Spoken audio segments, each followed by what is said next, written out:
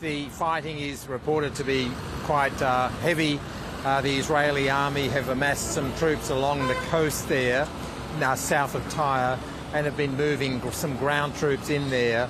That's adding to the aerial strikes, the bombing, the jets and the drones that have been both attacking southern Lebanon, the Bekaa Valley, and here in Beirut, where I am, not too far from here in the southern suburbs of Beirut, Dahir in particular, which is a stronghold of Hezbollah.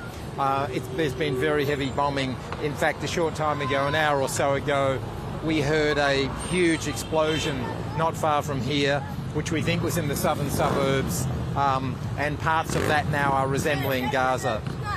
And with all the strikes that are happening there and close to where you are as well, we also know that the most senior Hezbollah leader at the moment is now saying that a truce with Gaza is not a prerequisite for a ceasefire for Lebanon. What does it tell us about where Hezbollah stands in this conflict?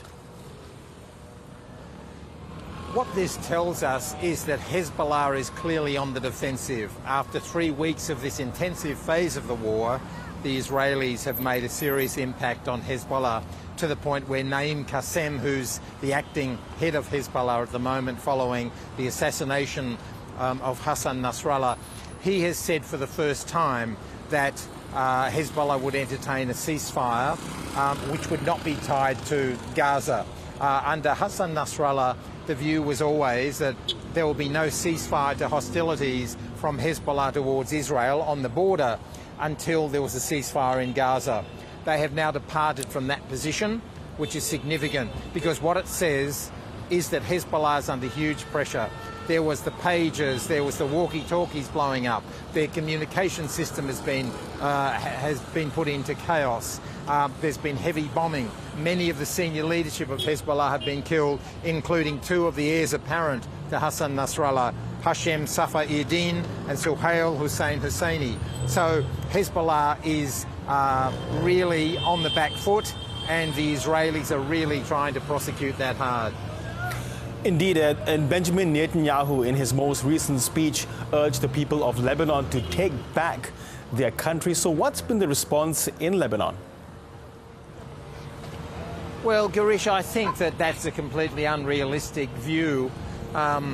Hezbollah here, it's the largest non-state army essentially in the world, or one of them, and it's infused itself over decades into all different parts of society here. It has a lot of power, it has a lot of members of parliament, it has controlled certain areas like the southern suburbs of Beirut, like parts of the Bekaa Valley and southern Lebanon. So in a way that's as logical as saying to Russians, all you need to do is get rid of Vladimir Putin and you will be okay. It's an easy thing for Benjamin Netanyahu in the comfort of Tel Aviv or Jerusalem to say, but it's simply not practical here. So it hasn't really been given much attention here. And just looking further afield, Iran's foreign minister is visiting a number of countries in the region. What are his aims when he meets with his counterparts there? I'd say his first aim is to try to make sure that Iran is not bombed. We know that Israel has said that it will strike Iran in response for the rockets, the missiles that were fired, the 180 or so missiles fired a week or so ago into Israel. Israel has vowed to respond for that. That is imminent, we believe. That could happen any time. And I'm sure as the foreign minister, he would be doing everything he can to try to lobby various key players in the region that will not happen. But despite his lobbying efforts, I don't think it will make a difference. I think there's a strong public support inside Israel for the Israelis to take retaliatory action. Okay, John Lyons in Beirut, thanks very much for the update and for your analysis. Thank you.